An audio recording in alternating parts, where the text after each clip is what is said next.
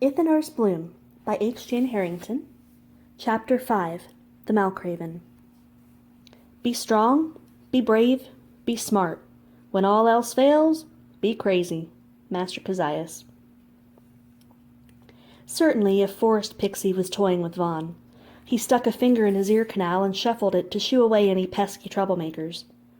I beg your pardon, but did you say... Yeah, you heard me proper. I was going to gut him like the pig he was. I couldn't allow that wart bastard to take the throne and subject the people to the same misery he inflicted on me. Nefarious men deserve nefarious ends, Stick. Septaria will be better off without his corruption. Kier paused, and the corners of her eyes narrowed. No, that makes me sound too righteous. My reasons are more selfish than that. I just wanted him to die, by my hand, screaming in agony and terror, and I wanted him to know that I was the one who bled him out. I wanted to deliver the vengeance I was due. Unmistakable hatred seethed from her words. Vaughn was aghast. He'd never heard such vile assertions from anyone. Nothing the prince could have done would justify such an end, Vaughn said, steeling his resolve. I cannot fathom how you could think such iniquitous thoughts. You can't fathom it? Hell, I know you can't. Growing up sheltered under the wing of your pampering mother, wantin' for nothing. You could never imagine the horrors in the world, Stick. Neither could I, before Tarnavarian showed me. Wicked people are born of wicked deeds. It was Tarnavarian and his distorted world that molded me. I have no delusions about what I am. If it's wicked to spend 2 years in training and planning, obsessed with ridding the world of that vile beast, then I'll proudly claim the title. The whole system of monarchy, then, plotting and playing men like marionettes, is sinister, too. You begin to see that from the bottom of the world. When the gods gave kings supreme, unchecked power to install order, they gave the world evil. Even assuming your intentions were justified, assassination of the crown prince was a futile desire, Vaughn argued. Had you succeeded, you would have perished at the hands of his guardians anyway. Exactly, Kier said in bittersweet acceptance. And I would have died fulfilled, with my sweet and beautiful revenge. That's the only thing I had left to live for. Vaughn stared dumbly, attempting to process the quinine in her voice. The world, he knew, was for the most part a good place. This picture she painted was one Vaughn had never seen, and he shuddered. What horrors could she have experienced to have twisted her so? I know not what to say, Vaughn voiced. I've not seen such extreme caliber of evil. Just because you've never seen it, Stick, doesn't mean it don't exist, Kier practically whispered. Vaughn decided not to push her further. He could not argue against an experience he could not fathom. They made their way back toward the road in awkward silence. When they approached the tree line, Kier touched Vaughn's shoulder lightly. I've been wrestling with how to tell you this, or whether I even should, she began. The Crown sent those mages after you. Vaughn raised an eyebrow. That's highly unlikely. Kier produced a folded piece of parchment from her pocket and handed it over. Aurelius, Vanus, 202 Old Hatchel Road, Findalor, Drabic Flat. Action, termination, by order of Galvatine, High Priest of Septaria. Vaughn was stunned. The High Priest Galvatine was the head religious figure in the order of the court. He was the strongest of all prophets and the closest adviser to the king himself. Why would Galvatine want him dead?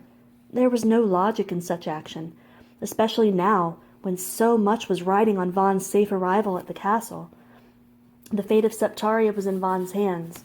With his brother dead, Vaughn was King Salvantine's only heir, and if he did not take the throne, the monarchy would have failed. It had never happened before, in all Septaria's long history. Always there had been a royal heir ready to assume the throne. If Vaughn died, the country would be cast into chaos and anarchy. The 7 gods might even decide to raise the world again, as they had done before. Despite what Kier had claimed, the monarchy was good and a peaceful institution, bringing prosperity and safety to the country. Everything was dependent on order. The monarchy was the one institution which held that order together, its stability keeping the world from the brink of chaos. Vaughn simply had to take the throne. The very existence of the world was at stake. Where did you get this? Vaughn asked, his voice catching in his throat. From the robes of the first mage.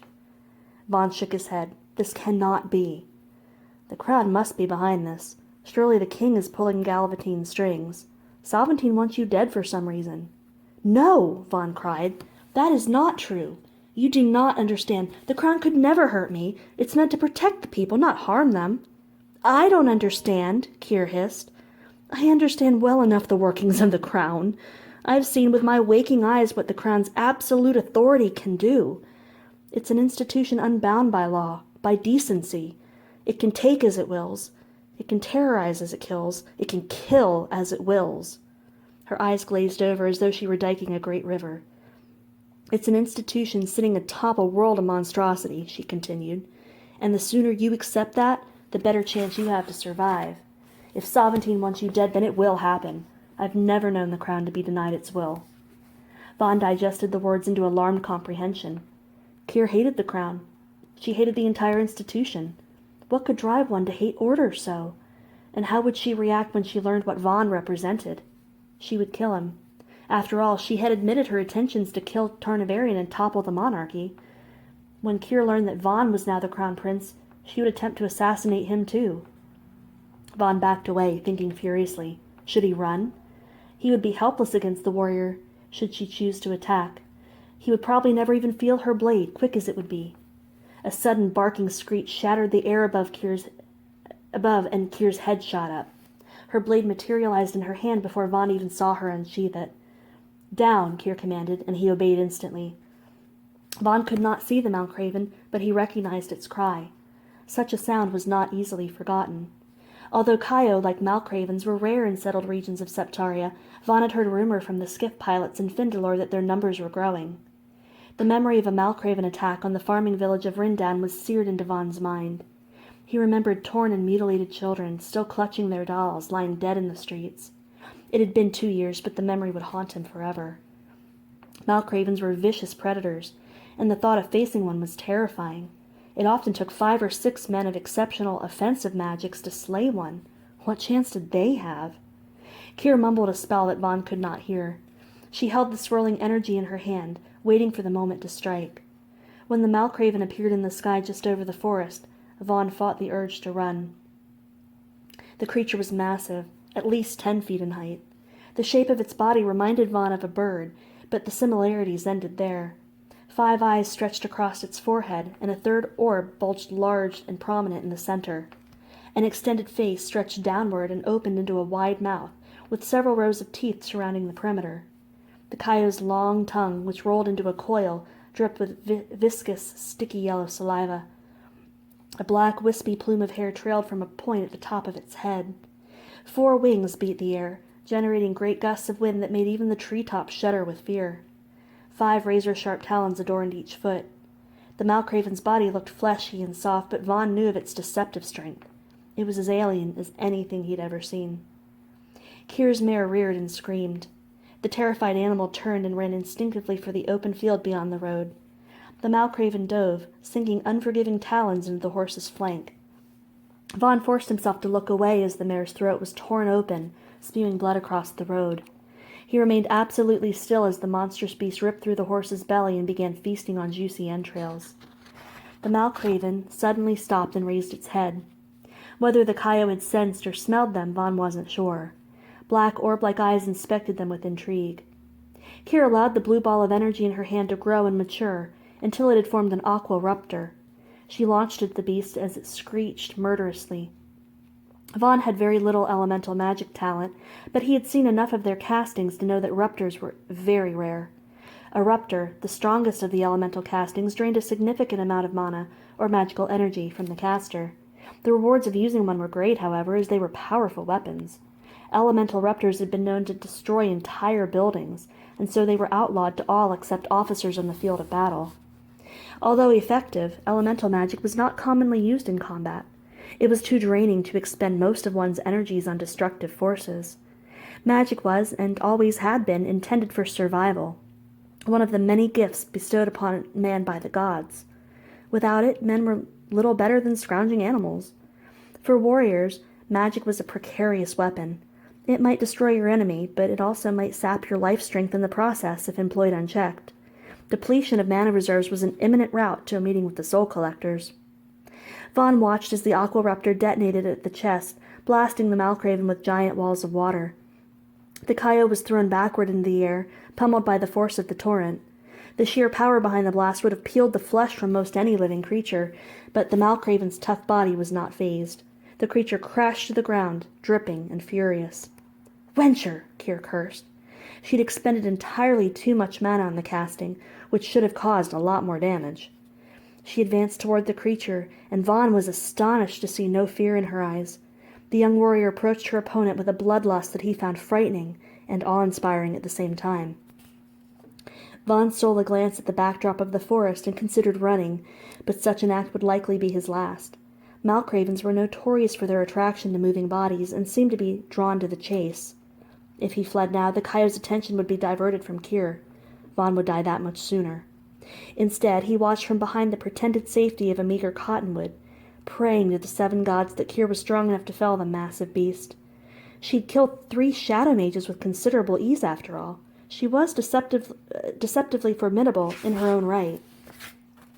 Kier sprang toward the Malcraven like a feral wildcat, and began slicing at the wings with a ferocity Vaughn had never seen. The thick membranes were more easily penetrated than the body, but the act enraged the coyote. Its long neck swooped toward Kier, biting at the air as she whirled around the flank. She began hacking away at the bend behind the knee, trying desperately to cut through tendon and sinew. If she could incapacitate the Malcraven, there might be a chance to defeat it. With blinding swiftness, the Malcraven kicked Kier full force in the stomach. The blow sent her flying backwards like a limp rag doll. Her body slammed into an oak, and Vaughn was sure that he heard ribs crack. Kier slid down the trunk and pitched forward, unmoving on the ground. The coyote stalked toward the defeated warrior. It uncoiled its long tongue to probe her back, splattering sticky slime across her duster. Vaughn's frantic mind raced. He had no hope of fighting the beast himself, but a diversion might allow him to escape. Casting would bring assassins later, but there was no other choice. If he did not cast now, the Malcraven would do the assassin's job for them. He fished through the pocket of his cloak for the grapes he had pocketed the day before. Choosing the largest grape on the bunch, he squeezed until the seed emerged from the fruit. His life depended on the success of a wisp and a prayer. Taking the seed into his fingers, Vaughn gathered all of his mana and focused intently. His elemental magic was weak, and he had never attempted a wind wisp, but he had to produce one now. He incanted the spell, urging the energy into a ball in his hand, then coaxed the magic to encase the seed. When it felt strong enough, Vaughn launched the ball as far into the distance as he could manage. It was a clumsy casting, but the wisp succeeded. The Malcraven's head shot up, attention drawn to the projectile. As if grasped by some desperate urge, it sped off after the seed, running on taloned feet. It took to the sky, but the injured wings held no air. When its talons touched the ground again, it continued after its quarry. It was the perfect diversion. Vaughn bolted from his place behind the tree, bound for Findalore. He could cut through the trees in case the Malcraven decided to come looking for him.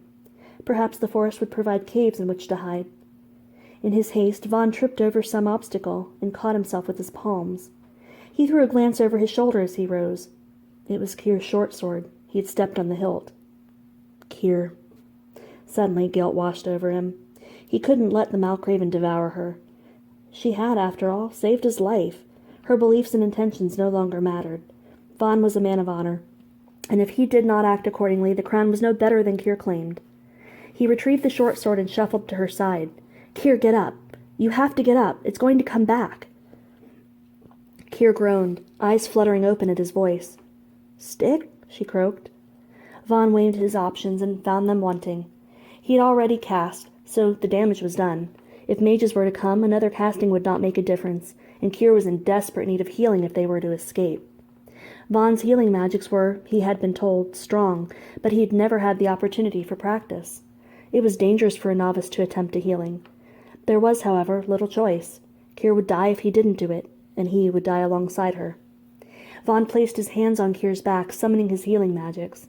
He incanted the opening verses and sent the energy into her body, letting instinct guide him. He could feel broken ribs knitting themselves together under the manipulation of his mana. Kier moaned, gnashing her teeth against the pain. Vaughn continued as quickly as he could, mending the most vital injuries to her insides.